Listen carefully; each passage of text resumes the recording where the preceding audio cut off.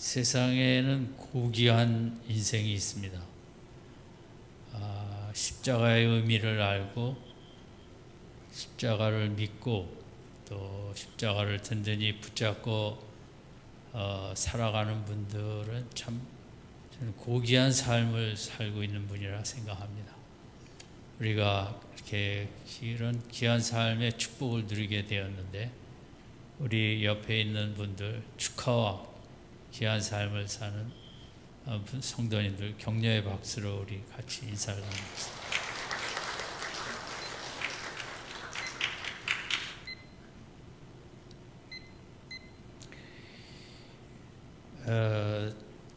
가끔 언론이나 신문에 김형석 교수라고 그분이 하신 말들이 나옵니다.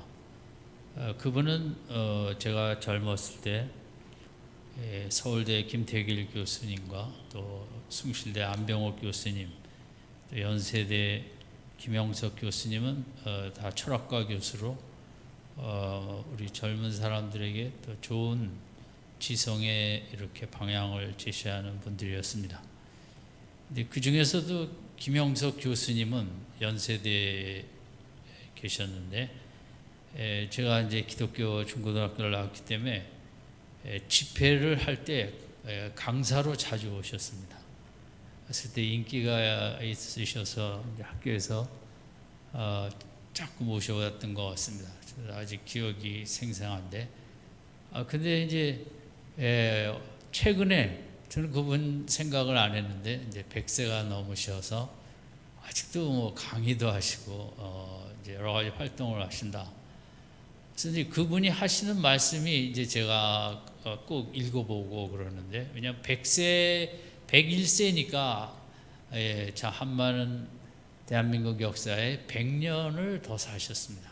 또 그분은 평양 근처가 고향이신데, 그래서 100세가 넘으신 또 우리나라 학계의 지성과 철학의 귀한 스승께서 무슨 말씀을 하시나. 그래서 제가 그분이 쓰신 글들을 언론이나 이런저런 책도 있지만 이제 사람이 100년을 더 살고 하는 말은 귀한 말이잖아요. 예수님께서 다 귀한 삶을 사셨지만 이제 십자가 마지막에 여러 시간에서 7 말씀을 하셨어요.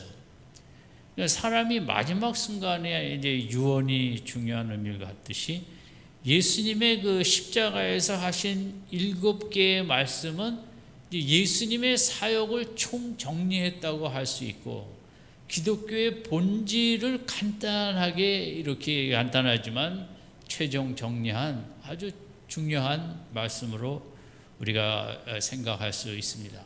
즉 기독교가 무엇이고 예수님 사역의 본질이 무엇인가를 복음서에 많이 나타나 있지만 이 7가지 말씀은 그 중에서도 집약된 가장 그 농축된 기독교의 본질을 우리에게 보여주고 있다, 이렇게 생각할 수 있습니다. 이제 초대교회 전통에 의하면 예수님은 이제 십자가에서 주로 찬송을 하고 계셨다. 큰 소리는 아니지만 당시 찬송은 그 시편을 대부분 전체 찬송은 전부 시편을 찬송하는 것입니다. 곡절을 붙여갖고 그래서 이제 예수님께서도 시편을 찬송으로 이렇게 그 힘든 순간순간을 찬송으로 이겨 나가고 계셨다. 그러면서 7가지 말씀을 특별히 하신 것을 성경이 기록하고 있습니다. 그 중에 이제 첫 번째 주보에 있는 대로 우리가 주님의 말씀을 하나씩 읽으면서 생각을 하겠습니다. 첫 번째 말씀은 이제 누가복음 23장 34절인데 같이 읽겠습니다. 시작. 이에 예수께서 이르시되 아버지 저들을 사하여 주옵소서, 자기들이 하는 것을 알지 못함이니이다. 이제 첫 번째 말씀이 용서입니다. 십자가의 본질이 용서고 기독교가 용서고 예수님이 오신 목적 자체가 죄 많은 우리들을 용서하고 씻어서 천국으로 인도하시는 것이기 때문에 이 첫 번째 하신 말씀이 십자가의 의미를 가장 잘 나타내는 것으로 우리가 생각할 수 있죠. 저들은 뭐 여기에 형을 집행하는 로마 병사들, 또 그런 불의의 재판을 한 유대 종교 지도자들, 또 십자가 밑에서 여러 가지 말로 조롱과 모욕을 하는 많은 무리들, 또 예수님을 버리고 도망간 제자들, 뭐 모든 인생이 이제 여기에 다 포함된다고 할 수 있겠죠. 근데 우리가 예수님이 하신 말씀의 가장 중요한 부분은 자기들이 하는 걸 알지 못하고 하기 때문에 용서해 달라는 거죠. 예수님이 보시는 인생, 잘 모르면서 우리가 이런저런 일을 하는데, 하나님 쪽에서 보면 죄인데 인간 쪽에서 보면 그 죄로 잘 보질 못하기 때문에 그런 것은 용서의 정말 제일 중요한 대상이라는 거죠. 예를 들면 바울이 유대교 당시의 종교의 핵심 지도자로 예수님 믿는 사람을 핍박하는 것은 그 유대교라는 프레임, 틀에서 볼 때 너무 올바른 일인 것입니다. 하나님 쪽에서 보면 그 잘못된 일이지만 사람은 자기가 태어난 문화, 관습, 전통, 철학, 사상 그런 거에 익숙해 있기 때문에 그냥 그대로 했을 뿐이지, 우리가 볼 땐 큰 죄지만 예수님이 보실 때는 그렇게 그런 관습에서, 그런 종교에서, 문화에서 자라다 보니까 저런 걸 죄라고 여길 수가 없다. 그게 우리 인생들의 일반적인 모습이거든요. 그래서 일부러 짓는 죄하고는 좀 다르겠지만 대부분 우리가 살아온 그런 형성된 문화와 사회적인 프레임 속에서 행동을 합니다. 오늘 민족주의라는 것도 오늘 어느 시대보다 또 강한데, 그것이 자기 나라로 볼 때는 뭐 아주 훌륭한 의식 개념이겠지만, 민족주의라는 게 기독교적으로 볼 때는 가장 무서운 우상이라고들 합니다. 내 민족만이 우월하고 다른 열등한 민족을 우리가 가리켜야 되고, 그게 제국주의로 나타났고, 독일의 많은 사람들이, 물론 또 소수는 히틀러 체제에 반대하며 저항운동도 했지만 이제 잘 되진 않았죠. 그러나 저는 이제 2차 세계대전 영화를 좀 자주 보는 편입니다. 독일에 대한 영화죠, 대부분. 근데 대부분은 그 독일에서 자라나고 정치 지도자에게 세뇌를 당했기 때문에 우리나라가 최고의 나라가 돼야 된다고 아무런 그 양심의 거리낌 없이, 내가 이런 일을 하는 것, 뭐 유대인을 학살하고 폴란드인을 죽이고, 독일이 학살한 숫자만도 1200만에 가깝고, 그들은 사실 유대인 학살 계획을 1000만 명 이상을 계획을 세웠는데 600만 명밖에 못한 거죠. 근데 그 대다수들은 전혀 양심과 죄라는 의식이 없고 나야말로 훌륭한 사람이라고 생각하거든요. 그래서 참 그것은 그 나라에서 자라났고 그 나라의 정치 지도자에게 속아 넘어갔기 때문에 어쩔 수 없는 거죠. 주님은 그런 그 죄에 대하여 모르고 한 것으로 이제 보는 거죠. 그 유대교도 왜냐하면 그 종교 자체가 행위 중심적으로 잘못되어 있는데, 거기서 어려서부터 자라났는데 뭐 그걸 어떻게 죄로 알겠습니까? 그것은 처형을 하는 로마 병사들은 뭐 윗사람이 하라니까 절대 명령 복종한 것이고, 종교 지도자들은 자기가 만들어 놓은 종교 틀로 볼 때는 예수님의 불경죄에 대하여 그렇게 하지 않을 수가 없는 거죠. 그것은 종교개혁 시대의 루터의 경우도 루터 전이나 후나 이제 소수들은 카톨릭이 잘못된 것을 저항했죠. 불효타 죽기도 하고 저항을 했지만, 대다수는 어려서부터 그렇게 교회를 다녔기 때문에 믿어온 것에 대해서 전혀 잘못된 것을 느끼기가 어려웠죠. 그래서 오늘 우리도 마찬가지인데, 어쨌든 예수님이 이렇게 첫 번째 하신 말씀은 주님이 보실 때 모든 인생들이 그 잘못된 사상, 잘못된 이념, 신념, 그런 거에 그냥 자기도 모르는 사이에 태어난 곳에 있는 그런 걸 다 습득하고 살았기 때문에 다 죄가 죄인 줄 모른다는 거죠. 그래서 인류의 죄를 용서하는 데는 내가 무슨 나쁜 죄를 졌냐 그런 건 아닐지라도 우리의 잘못된 그런 의식구조나 이런 것들이 인간이 만든 그런 제도 속에 우리는 이제 하나님 쪽에서 볼 땐 다 죄인이고 주님은 다 용서의 대상으로 보는 거죠. 두 번째는 우리 누가복음 23장 43절 같이 읽겠습니다. 예수께서 이르시되 내가 진실로 내게 이르노니 오늘 네가 나와 함께 낙원에 있으리라. 우리가 잘 아는 말이죠. 마지막 두 강도가 있었는데 십자가 옆에 하나는 끝까지 이제 주님을 모욕했고 하나는 이제 자기를 그날 예수님 나라에 같이 갔으면 원한다고 이제 데려가 달라고 했죠. 그러니까 이제 첫 번째 이 많은 사람들을 용서하는 것과 십자가 옆에 두 강도와 세 번째 예수님 어머니 마리아까지 이 십자가의 7 말씀은 앞에 세 가지는 인간을 향한 말씀들입니다. 죄인을 향한 말씀과 딱한 어머니를 향한 말씀이죠. 그래서 십자가 7 말씀 중에 이제 네 번째가 가장 핵심 절정인 거죠. 엘리 라마 사박다니가 십자가 발언의 최고의 절정이고, 그 다음 5번째, 6번째, 7번째는 이제 주님이 하나님을 향하여 하시는 말씀이라고 이렇게 우리가 3단계로 볼 수 있죠. 두 번째는 이 두 인생이 죄를 져서 이제 십자가에 같이 죽는데, 한 사람은 끝까지 세상 사람들 얘기를 따라간 겁니다. 많은 사람들이 밑에서 예수님을 욕하고 모욕하고 그랬잖아요. 그러니까 이제 교만이라는 것은 우리가 뭐 잘난 척 한다는 걸 교만으로 우리가 생각하지만, 또 하나는 세상 사람들 말을 생각 없이 따라가는 게 교만이에요. 왜냐하면 그 세상이 최고라는 거거든요. 근데 이 다른 한 강도는 참 겸손해서 구원을 받았는데, 겸손은 뭐냐? 자기를 살피는 거예요.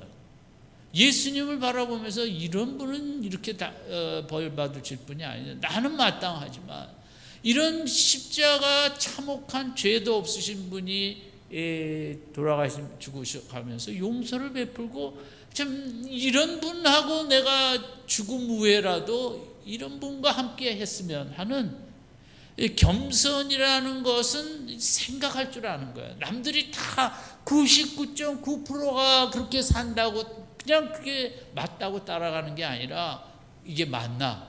99.9%가 맞는다 그래도 그걸 맞는가 틀리는가를 점검하는 게 겸손이에요. 이 옆에 강도는 이제 그런 귀한 모습을 보여준 거죠. 이제 그런 자기를 죄인으로 고백하며 그 의식의 몽롱한 순간에도 내 인생의 앞을 죽음 후에 무슨 일이 하나님 나라에 갈 수 없지만 이분에게 한번 의탁해보자, 이분을 한번 믿어보자. 그 믿음으로 구원을 얻었고, 믿음으로 천국을 가게 되었고, 믿음으로 네가 나와 함께 있으리라. 그것은 천국은 너와 나와 영원히 교제하는 그 축복을 얻게 된다는 거거든요. 그래서 이 십자가상에서 우리 인간은 다 그 두 강도와 같아요. 대부분의 사람은 세상이 그러니까 다 따라가는 거예요. 그렇게. 근데 정말 하나님이 택한 우리들은 저게 다가 아닌데 뭔가 잘못됐는데 하고, 참 주님의 은혜 가운데 성경 말씀대로 우리가 이제 향하게 된 것, 얼마나 그래서 구원을 받은 게 감사합니다. 외국 사람이 한국에 와서 느낀 겁니다. 한국에서는 이 스마트한 학생이 스마트하다 하면 그걸 좋은 사람으로, 좋은 학생으로 평가를 한다는 거죠. 뭐 영어로 하면 굿인데, 근데 서양에서는 이 굿이라는 좋은 학생을, 공부 잘하는 학생을 굿이라고만 보진 않는다는 거죠. 대한민국은 공부만 잘하면, 스마트하기만 하면, 머리가 잘 돌아가기만 하면 무조건 그것은 바른, 올바른, 귀한 그런 사람으로 평가하는데, 서양에서는 정말 좋은 학생이라는 것은 뭐냐? 취미생활도 잘하고 악기도 하나 할 줄 알고 스포츠도 할 줄 알고 예술도 좋아하고. 근데 대한민국은 그냥 공부 하나 잘하면 그게 굿이라는 이 개념. 많은 사람들이 이 성적이 좋고 그래야 좋은 인간이라는 평가를 받고, 1등이 어떤 폭행을 하고 대한민국은 꼴등이 폭행을 했을 때 누가 벌을 받냐? 1등은 봐준다는 거예요. 공부를 잘하니까. 꼴등은 공부도 못하는데 남을 때려 하고 혼난다는 거죠. 그게 잘못됐다는 거죠. 어떻게 공부가 남을 때렸으면 그건 둘 다 같은 죄인인데 그것을 평가하는 기준이 왜 1등하고 꼴등으로 그걸 평가하냐는 거죠. 그래서 우리가 죄라는 게 이 십자가 옆에 강도처럼 이제 그 바른 생각을 하고 바른 의식의 틀을 갖고 남들이 다 좋은 거라고 해서 따라가지 않고 온전하지는 않지만 그래도 성경 말씀대로 생각하며 따라가게 하는 이런 부르심을 받은 우리가 받은 축복을 이 한 주간 고난 주간 십자가를 바라보며 더 깊이 감사할 수 있기 바랍니다. 예, 세 번째는 이제 요한복음 19장 26절인데 같이 읽겠습니다.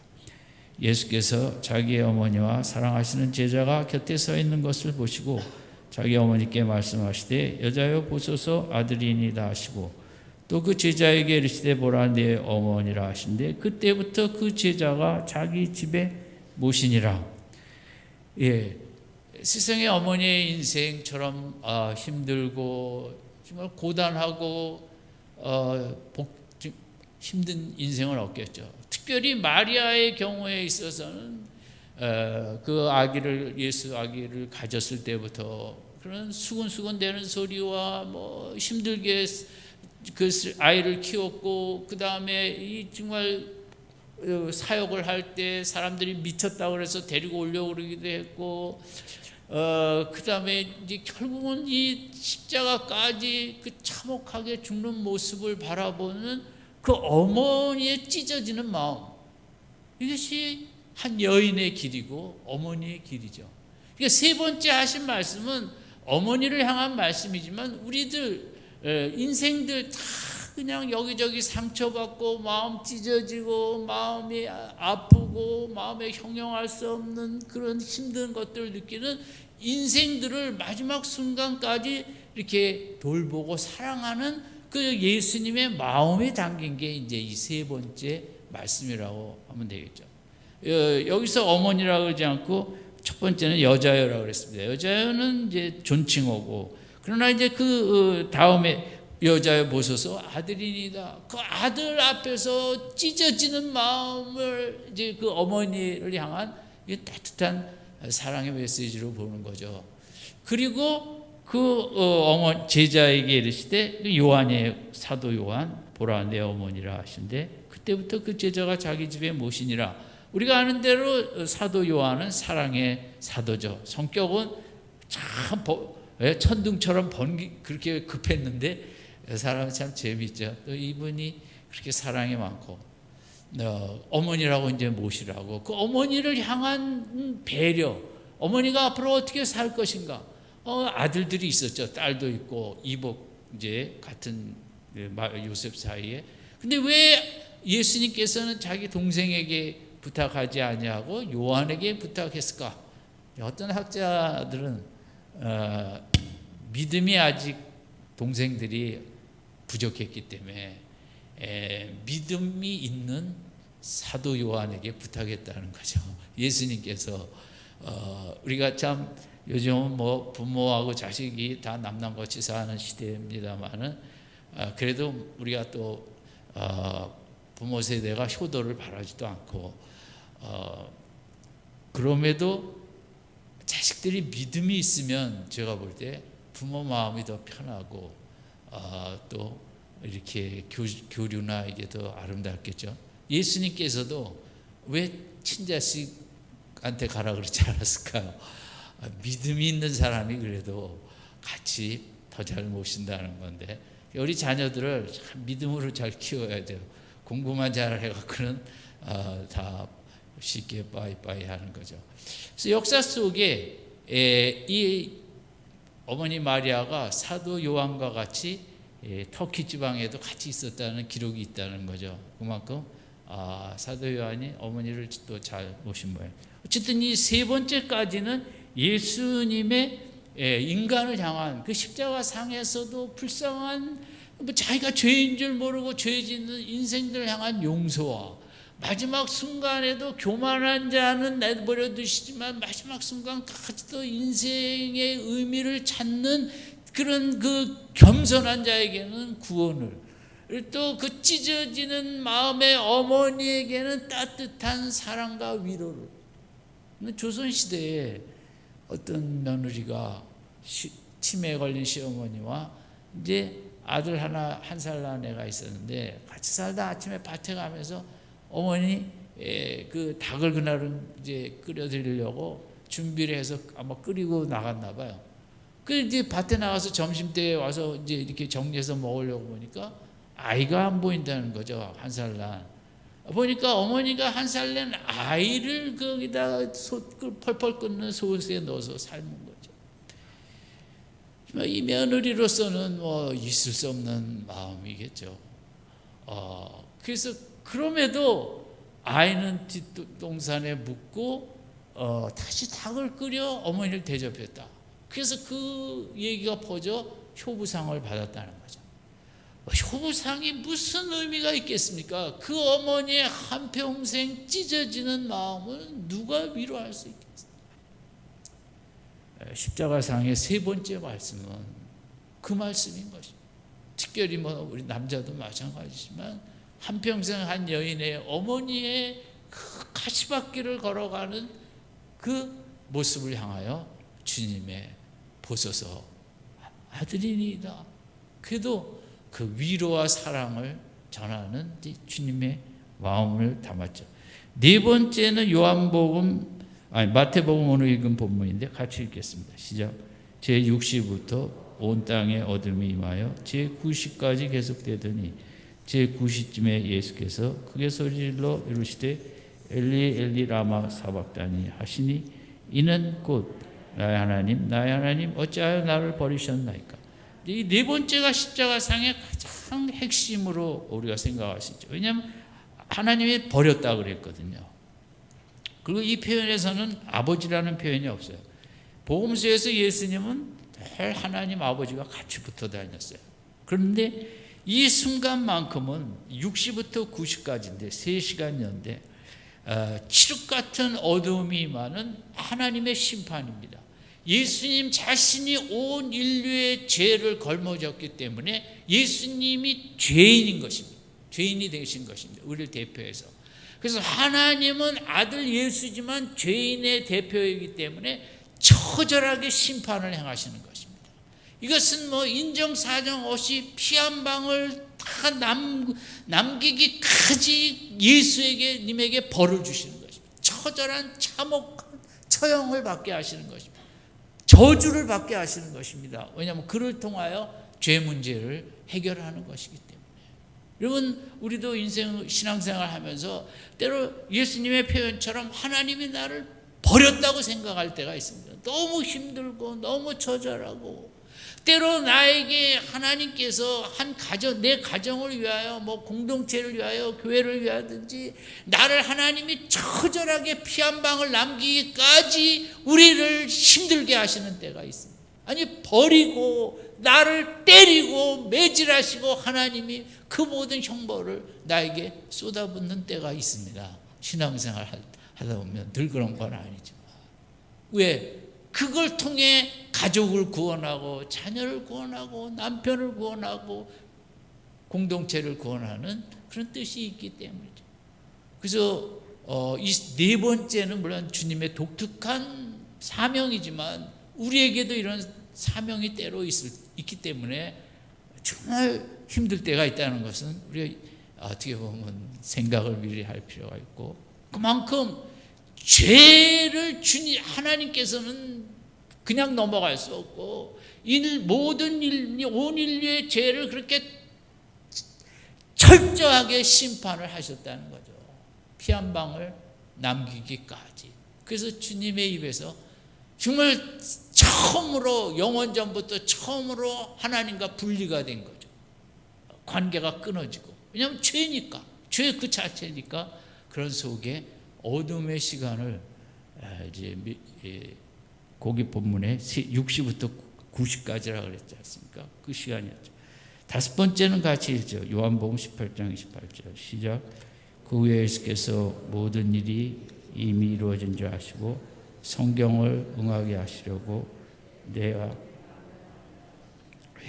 여기서 이제 다 마치셨어요. 6시에서 9시까지 그 형벌을 끝내시고 뭐 육체적으로 목마름이 뭐 어떻게 표현할 길이 있겠습니까? 피가 다 쏟아진 상태니까.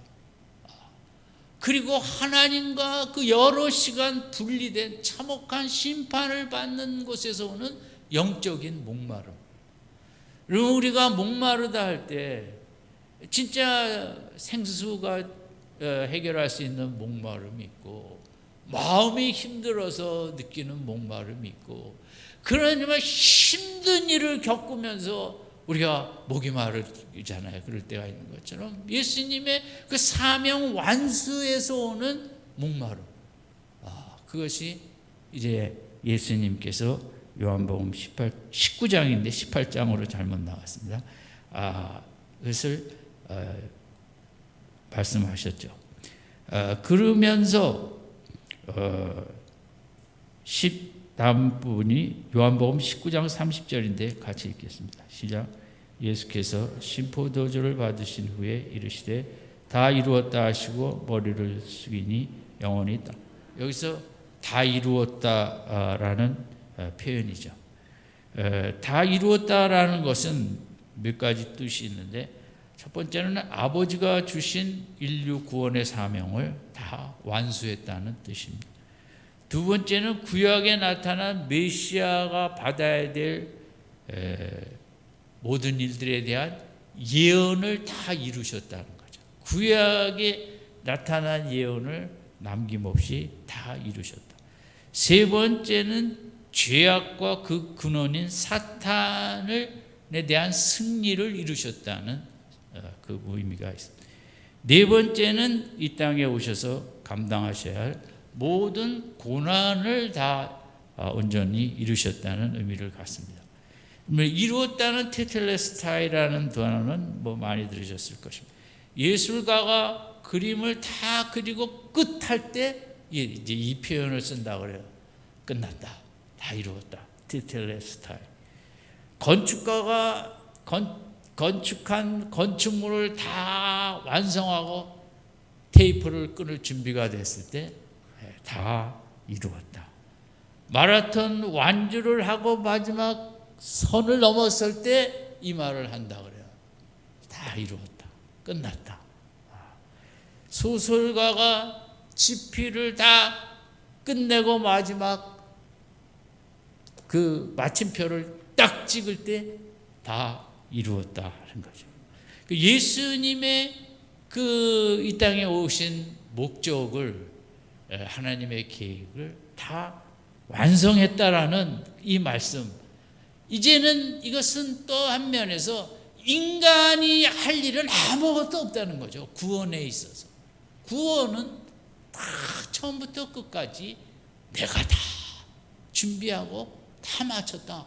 네가 할 일은 나를 믿기만 하면 되는 일이다. 아멘. 기독교는 어떤 인간이 요만큼의 자랑도 할 수 없는 것이 기독교. 그게 제일 좋은 점이죠. 세상은 조금만 해도 자랑을 안 할 수가 없으니까. 다 이루었다는 것은 너희가 천국에 올 수 있도록 영원한 삶을 살 수 있도록 영원토록 나와 교제할 수 있도록 눈물과 슬픔이 없는 그 복된 곳에 너희들이 올 수 있도록 내가 다 모든 것을 준비하고 끝냈다. 이루었다는 거고. 또한 이 땅에서도 이 힘든 삶이지만 이 땅도 네가 얼마든지 죄를 이기고 사탄을 이기고 육신을 이기고 세상을 이길 수 있는 준비를 내가 다 이루었다는 거죠. 나만 붙잡고 나가면 십자가 튼튼히 붙잡고 나가면 얼마든지 이길 수 있도록 내가 모든 것을 다 완성하고 이루었다. 아멘. 예, 그런 의미를 갖습니다. 마지막 7번째 누가복음 23장 46절 시작. 예수께서 큰 소리를 불러 이르시되 아버지 내 영혼을 아버지 손에 부탁하나 하고 이 말씀을 하신 후 숨지시니라. 예, 예수님이 여기까지 하셨으면 아버지 이제는 정말 제가 다 영광을 자리로 갈 일만 남았습니다. 우리가 정말 큰 희생하고 큰 헌신한 다음에 좀 자랑도 하고 자부심도 갖고 또 대접도 좀 받아야 되고 그러잖아요. 근데 예수님은 그 힘든 걸 다 마치고 사실은 영광밖에 기다릴 게 없죠. 승천과 하늘 보좌 옆에. 그럼에도 그 순간에도 나의 앞날을 아버지께 맡기는 거죠. 내가 결정할 건 하나도 없다. 내가 뭐 이런 일을 이렇게 했다고 그 다음은 내 영광뿐이다. 이런 게 아니라 무슨 일을 아무리 힘든 희생과 헌신을 했어도 내가 의당히 영광을 받아야겠지만 그건 언급 없이 그런 모든 것을 그저 오직 나의 다음 순간순간은 하나님 아버지께 의탁할 뿐이다. 이런 마음입니다. 누가복음 17장 10절에 이런 말씀이 있어요. 이와 같이 너희도 명령받은 것을 다 행한 후에 이르기를 우리는 무익한 종이라 우리가 하여야 할 일을 한 것뿐이라 함이니라. 저는 이 말씀을 좋아는 합니다. 잘 되지는 않지만 무엇을 했든지 우리가 하나님 앞에 할 수 있는 말은 내가 어떤 뭐 훌륭한 일을 했더라도 나는 무익한 종입니다. 하나님, 제가 뭘 했다고 할 수 있겠어요? 저는 유익한 종이 아니라 늘 무익한 아무것도 아닌 종입니다. 왜냐하면 우리에게 베푸신 은혜가 너무 크기 때문에 뭐 좀 했다고 거기에 대한 대가를 생각하는 게 아니라 항상 다 맡기고 남들이 뭐라 그러든 이제 대접을 받아야지 그거 다 떠나서 나는 무익한 종이다 처럼 예수님은 그런 힘든 사명을 감당하고 아버지 이제 영광을 주소서가 아니라 또 하나님께 맡깁니다. 여러분 오늘까지 우리가 이 자리까지 왔습니다. 하나님의 은혜로 왔고 뭐 이 정도 했으면 하나님이 내 앞날을 잘 해주셔야겠죠가 아니라 내 남은 생에도 전 모르겠습니다. 오직 하나님께 맡길 뿐입니다. 아멘. 그게 기독교고 예수님이 보여주신 모습입니다. 아무쪼록 7가지의 말씀을 기독교의 가장 중요한 말씀인데 고난주간을 지내면서 말씀 한마디 한마디 깊이 생각하며 십자가가 우리 속으로 깊이 들어오는 은혜의 한 주간 되시기를 주님의 이름으로 축원드립니다.